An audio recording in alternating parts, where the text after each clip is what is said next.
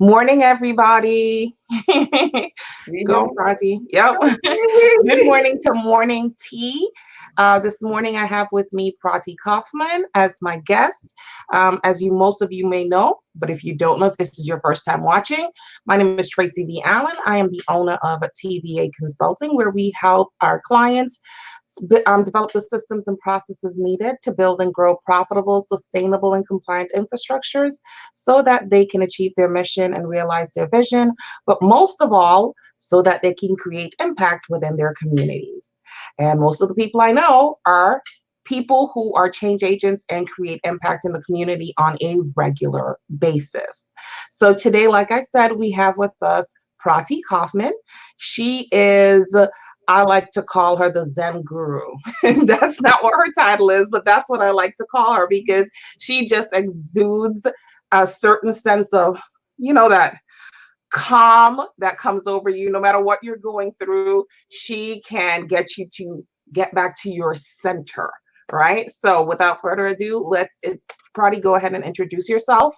This is great. I mean, I never considered myself a Zen guru because I'm like an energized bunny all the time. I've got too much energy, like doing things. But what I like to, for work, I'm a marketing energy coach, where basically it means is I just don't have a blueprint or, six successful steps to follow for anyone in marketing. I really tap into who they are Mhm. and design a marketing plan which would work for who they are, not just all the jargons and all the gurus and telling that do this or do that and you'll be successful. And I also teach yoga, and I still like, I don't know why, but I think hiking is so much part of me. There's something about it which something is going to materialize at some point with hiking, but I love hiking. Right. Because I was surprised yesterday when you hit me up and you were like, was it Sunday? It was Sunday. And you Yeah. were like, I just came back from a 9 mile hike. I was like, oh no, no, thank you. But Yeah. if that's what invigorates you, then that's what invigorates you. And I think that's what your whole entire brand is about.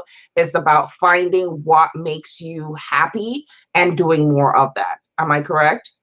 Totally. I was having a conversation with one of my clients yesterday, and she said, how do you keep managing energy, especially when there are other people in the house? You're not the only Mhm, one living. So, you have other people bring your energy, your husband, your children, maybe your, mother-in-law, I don't know, whoever we are quarantined with right mhm. now.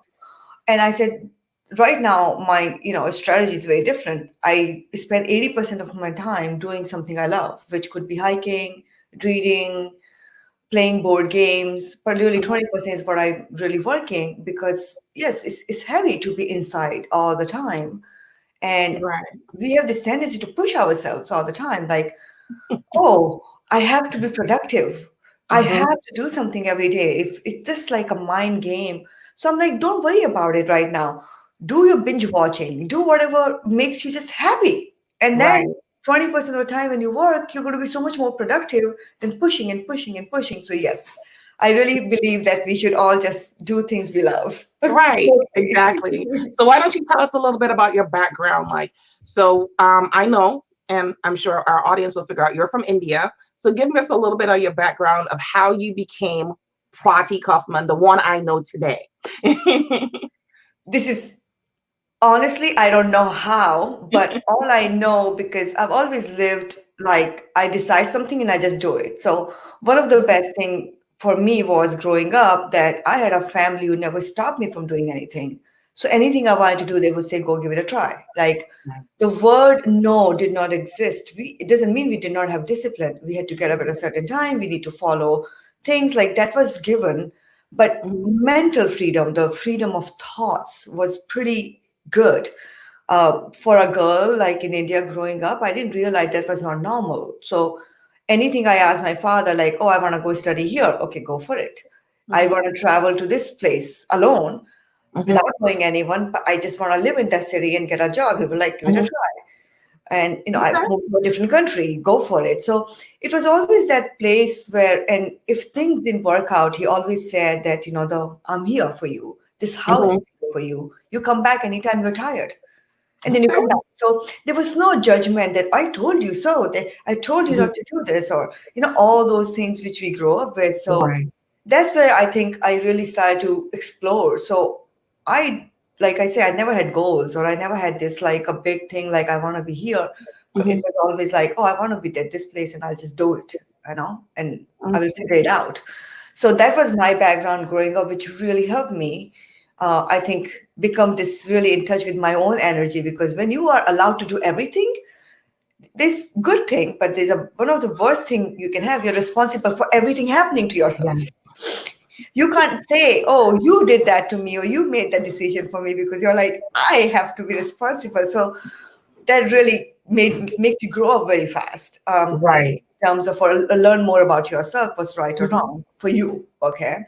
Right. And I also grew up in a business community. I think it was in my blood, the business, the marketing. Yeah. So I started marketing like right at 21 once I got out of college, even though I did hotel management. I never Okay. did anything, pursued anything in hotel management. I just did marketing, and I've been doing it for, I don't know, years now, over 20 years. So that's really is. It's ingrained in you. Yeah, and I've done it in India, in Dubai, in America. I've traveled across. I've worked with all kind of like cultures and people. It just has been such a fascinating thing to see how marketing is different in the way we do it, in even in the country to country and places to places and religion to religion and culture to culture. Right.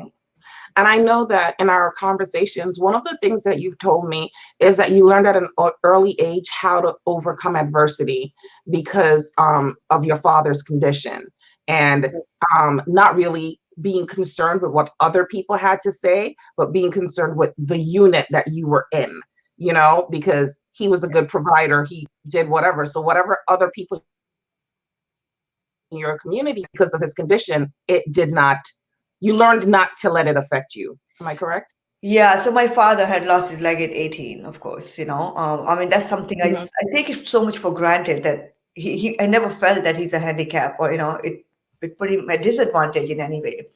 But he Mhm. lost his leg at 18, got married afterwards. They could not have children for 12 years. My mother still tells me the stories, like how people would, because she was so beautiful, they would say, he will never give you children.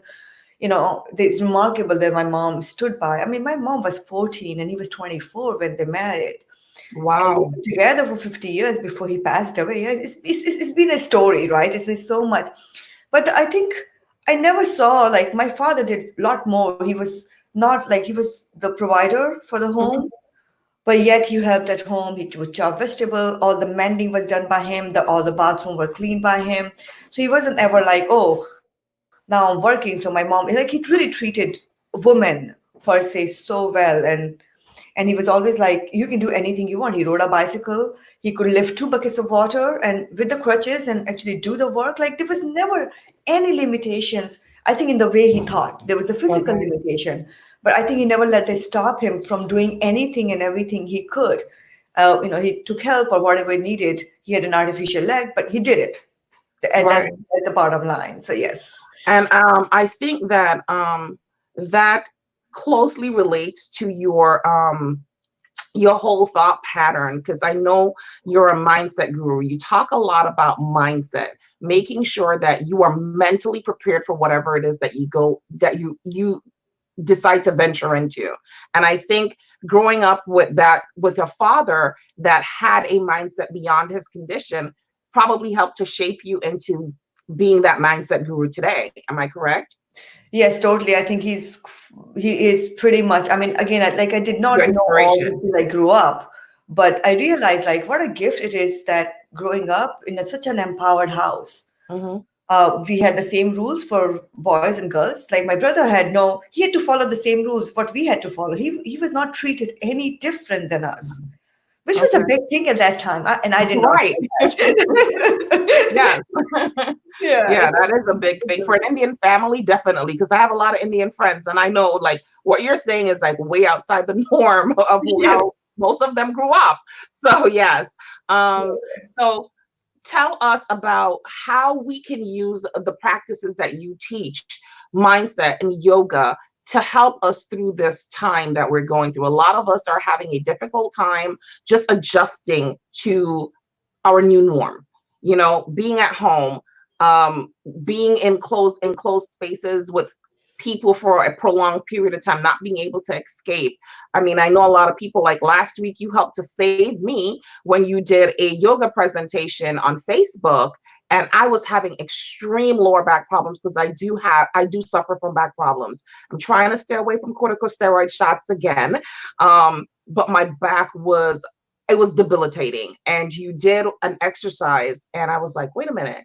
I wonder if that can help to relieve the pressure that I'm feeling on my lower back. And I reached out to you and I was like, can I use this exercise for my lower back pain? And you were like, absolutely. So tell us how, everything that you offer holistically with marketing, not just the marketing for the business component, but for the business and life. How can we, get that holistic balance with mindset and yoga? So, such a great question. First of Mhm, all, I think that's why I always say manage energy, nothing else in life, mhm, right? Because that's where we really need to be spending a lot of time understanding the energy, right? So, whether it's business or life, if you're mhm, doing things which is upstream, we call it, right? You're mhm, struggling so much more.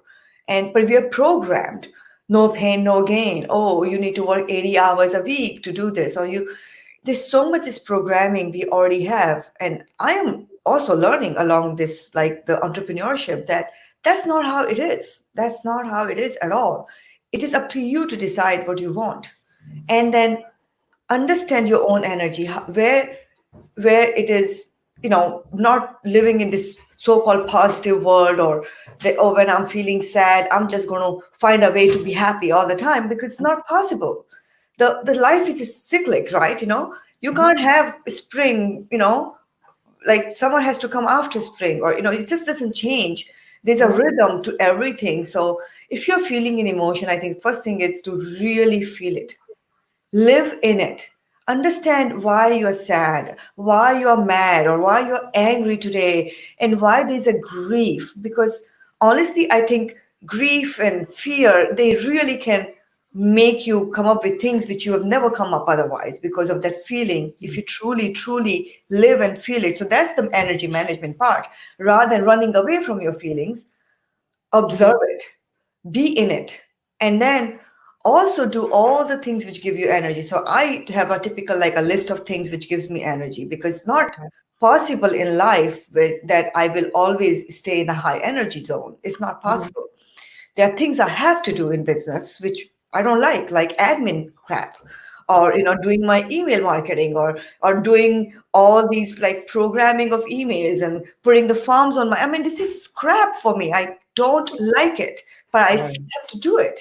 I have to mhm, learn. Even if I outsource, I want to learn first how to do all that. mhm, So what do? You do that, and then I make sure right after that I do something which will give me energy. That could be okay, walking. For me, nature is what gives me energy. That's why I hike so much. I can get out of my own mind and empty it.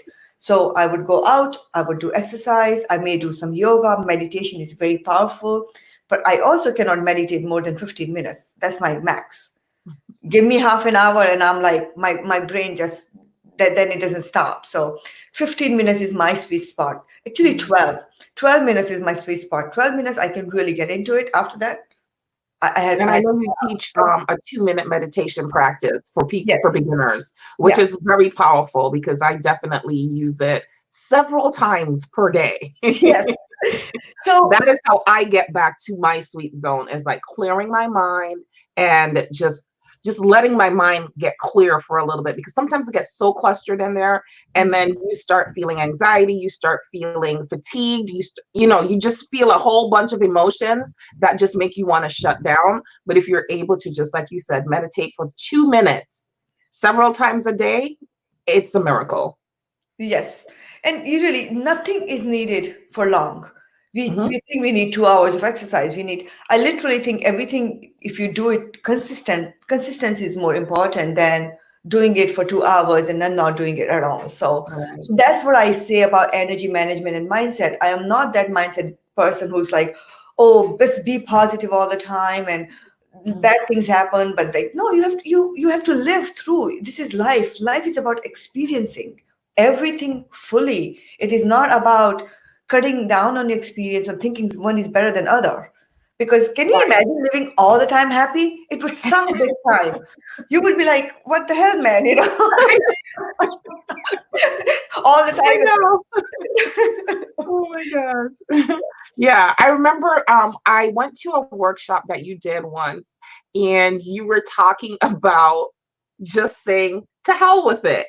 Like you said, like some mornings you get up and you're like, not today. Yeah. Maybe tomorrow, but not today. Today, I just want to lay in this bed and do nothing. And I was like, oh, what? That's not an option, right? And you were like, Tracy, you're always on the go. Sometimes you got to stop. And I Yeah. think that I really took that away. And that was a powerful tool for me because I was that person who always, I felt like I needed to consistently go. Like I could not take a break. How dare I decide like today I'm just going to stay in bed, or today I just want to go sit in the park with my daughter and there's work that needs to be done. And I think that's very powerful. So could you talk a little bit about that? Oh my God, that was I still remember your face when I said yes. On days when I don't feel like doing so, any appointment I can cancel, I'll cancel them if it's easy enough. But some I Right. cannot. Again, there's no like a hard and fast rule. And you were like, what? You actually cancel your appointments? I'm like, No, yes, if I don't feel I like was mortified, guys. I was like, is she kidding me right now? Like, I'm just gonna get up one day and cancel all my appointments because I don't feel like it today. No, that's not about to happen. That's not realistic.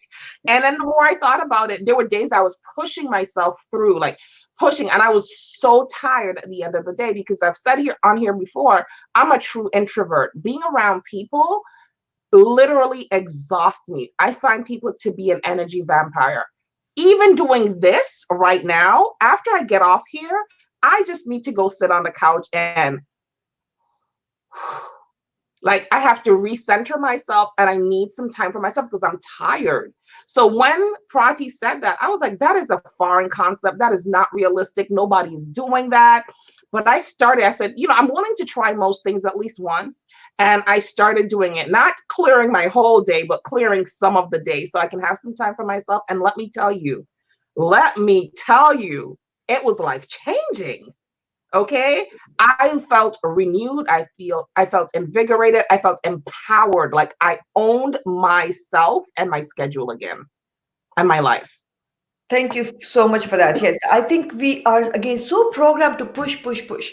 There are to-do list we have. We get up about Mhm. and make 10 things to do. Here's a tip. If you have a to-do list, make sure you can do one thing. That's it. You do one thing right, and anything else you do is the icing on the cake. Like that's it. Yeah. Like, so can I do one thing right? It could be, can I put this check in the bank today, which I've been waiting for 3 days? Like, if you can do that, you're good to go. You're golden. So it's really be kind to yourself. Why are we beating for what? We are running, we are doing all this so we can be happy and joyful. And how are we going to be joyful when we are making decisions from a place of always, I call it a panic mode, right? Or I call it a stress mode. Or I have to do this. It's scientifically proven. When you make decisions in low energy, your decisions are never right for you and your business. Right. When you make decisions from the high energy, you tend to going to make you're more likely to make decisions which are perfect in that moment for you. So it's really important to, like you said, pause. And Mhm. if you're already feeling stressed and you're like, I have a list to go, I have to do it, I have to do it, clear up some of the things. It's okay to keep your appointments because I'm all about keeping, commitments. Mhm. But there's some commitments they're self-inflicted, like Right. you don't have to do it. Mhm. So so that's really, it's thank you for bringing that up. I think we just need to all chill the s out. Yes, we do. Seriously, we do. You have to protect your energy because that's the only thing that you kind of own is your emotions. So talk about your yoga practices and how yoga can help us to release. Some people think of yoga as like a foreign concept, like who does yoga? Only hippies do yoga, but anybody can do yoga. So I'll give you guys a quick story before Prati gives her tips. In 2013, I had a serious condition that the doctors could not figure out what it was. And I was in a constant state of pain, fatigue, you name it. I was on so much medication that I felt like an old lady. One day I looked at my dressing table and I think I had 20 different tabs that I had to take every day. I was like, this is ridiculous. I wasn't getting any pain relief. I was getting corticosteroid shots. Like nothing was helping. And someone recommended, actually, my daughter was doing yoga in school. That was part of their PE program was yoga. And she came home, she was doing these yoga practices and she was like, hey, mom, why don't you try this? Blah, blah, blah. I was like, I'm in too much pain. But I started doing them with her and I found that that stretching motion, because it wasn't anything that was going to put pressure on my joints or my lower back, which was one of the problems I was having. It was just stretching the muscles and the amount of relief. I mean, I wasn't pain free, but I got enough relief that I could function, that I could think straight, you know? So I am a big proponent of yoga. I find that whenever I stop doing it or I don't do it on a regular schedule for a long time, I build back up a lot of tension and fatigue, especially my shoulder and neck areas, especially from the fact that I suffer from severe migraine headaches. So well, every time you put up a yoga video, I tend to go out there and look at your video. And actually, I'm encouraging Prati to have like a membership, online membership program that people can, you know, tap into every day and get some yoga done at home, because, you know, going out right now with social distancing, and even after it's finished, a lot of people are still not going to want to acclimate to, you know, being social. So, but go ahead and give us some tips and pointers of how we can use yoga practices along with our mindset and our energy to relieve our stress. So again, like I said, yoga may or may not be for you. Mm-hmm, That saved my life, mm-hmm, like literally. You know, I started yoga. Even people think that I'm Indian, so I may have started yoga in India. I never did it, ever mm-hmm, in India. So mm-hmm, my first yoga class was in New London, Connecticut, when I got married to my husband, who's from Texas. So imagine a girl coming from Dubai, have no idea of what American culture is about, mm-hmm, nothing whatsoever. I land up in Texas. Big shock for me. I put my foot in my mouth more than I can count, or more than I want to even remember now. mm-hmm, And eventually, my husband, you know, is in Navy, so we moved to New London. I was all alone. I did not drive. I was not, you know, I had no friends. I did not know a soul here. So what happened? I'm like, what do I do now? Like, I have mm-hmm, nothing going on. So first, I had to learn to drive, get a license. Like that was the first thing. And but there was a studio downtown I could walk to. mm-hmm, So I'm like, okay. Um, I always been in exercising, but not a gym. I could never do gym because that was never me. So I started my yoga, and I tell you what, it changed everything. I found my community. I was literally living there. Like I would do 7 or 8 classes a week because, you know, it was that powerful. So mm-hmm, yoga may be for you or maybe not, but give it a try. mm-hmm, What yoga does is, you know, there are a lot of yoga around. There's a lot of this acrobatic type of yoga. Start easy again. I always say start easy. Find a good teacher. mm-hmm, And also do 80% of what you can do in yoga. So if you have never done yoga, even if you're doing yoga for a long time, my rule of thumb is 80% of my capacity. I can always go more, but mm-hmm, starting at the maximum level and then stretching. People get hurt all the time in like Bikram yoga, hot yoga. You do that because you're stretching so out and you're sweating it out, you know. So be very careful. But it is an amazing practice only for one reason. It is the only practice besides all the martial art, you know, and our Asian practice, where mm-hmm, you connect your breath to the movement. It's so amazing. Your mind will go quiet anytime you're connected to your breath. That's one thing. Second thing, in yoga, you only breathe through the nose. In other practices, you may be breathing through mouth, which is, I always say, mouth, if God had meant mouth for breathing, then we wouldn't be eating through it. There's a nose for that purpose, right? Mouth can come in the place, you know, once in a while when you really need it, but you should be breathing through the mouth all the time. so so breathe through the nose as much as you can in the living. I mean, that's what really calms your brain, believe it or not. If you mm-hmm, can connect to your breath, breathe through the nose, even if you're not doing yoga, you're sitting on a couch and you're connecting to your breath, your mind will calm down in like literally 2 minutes. And that's the beauty of yoga. So find, you know, stretch. I can't speak high enough. Like it's so it's the one of the most powerful practices for the reason that it connects your breath to your mind and your body, Okay. and you forget about everything if you really get into that zone for So it's doing clear, that. it's closely related to meditation then. Yes, it is a moving meditation for people who are like me, who are like this all the time. I need a movement based meditation. So yoga, hiking. I can't just sit and be zen for 30 minutes like a lot of other people. Right, right. That makes sense. That makes sense. Yeah. So so let me kind of sum up what we talked about. So we talked about energy and how your energy can affect your personal life and your business. And with energy, it's about tapping into who you are and owning your emotions, not trying to suppress them, but owning them and using them to actually make change. Correct? Yes, and I would. Is it okay if I talk a bit Yeah, more about energy because I mhm, do use energy absolutely. assessment and it's very powerful. So it's the only assessment I think so far in the world which Mhm, which assesses your personal energy. It's called Energy Leadership Index Assessment. It is it is from IPAC, okay? It's an institute, coaching institute I went to, and Bruce D. Snyder came up with this assessment where you have 7 levels of energy, and it gives you a chart of where you are energetically at any given point, and how, if that energy is right for you or not. And it's like I've done so many energy assessment. It's so powerful because now you scientifically can see your own energy and understand if that energy is, you need to move or shift or do whatever you want to do with it. mhm. It's very objective. It doesn't put you in a category. It's not saying it's right or wrong. It's just saying that's where you are. Now, what do you want to do with that? Okay, and this is something that you offer on your website? Yes, it's called Okay, ELI, Energy Leadership Index Assessment. So the assessment itself is owned by IPAC. So they okay. send the assessment. I am certified in the debrief, reading the charts and helping you understand and make sense of your own energy.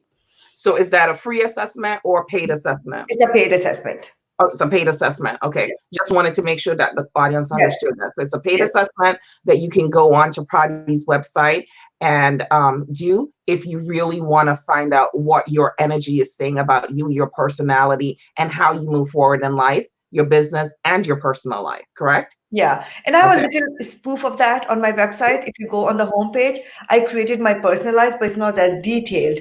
It's just Mhm. kind of fun to do it. So if they just want to take a free quiz, that's also available on my website homepage. Okay. So there's a free version and a paid version. With the paid version, I guess you're going to get a more in-depth analysis of your Yeah. energy and some feedback from Prati probably on um, how your energy works with how you move through your life on a daily basis, Yes. right? Yeah, And exactly. then, right.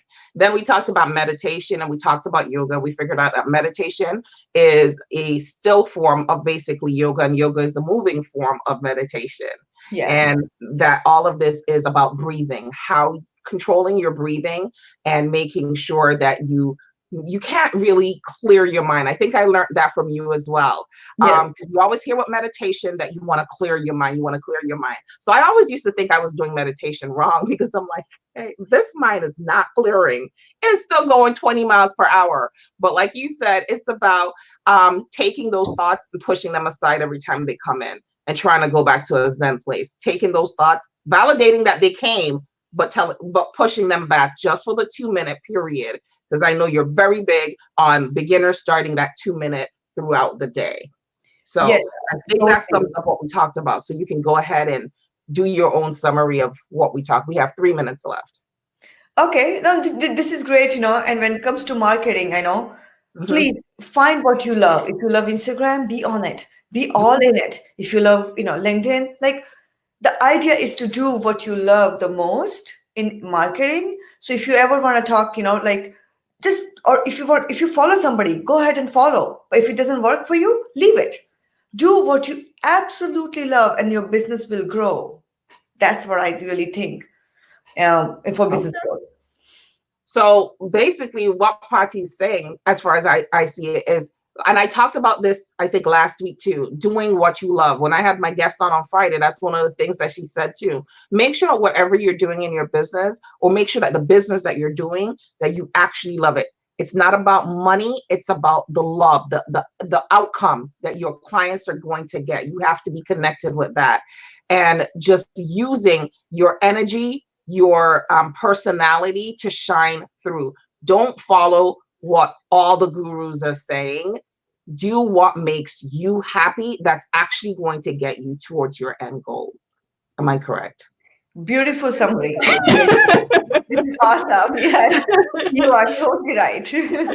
Okay, because I think that's one of the main things that I learned from being around you is just making sure that you're moving in purpose, being authentic and true to yourself, first of all. Yes. Yes. Any last words that you want to leave the audience with? Manage your energy, not time.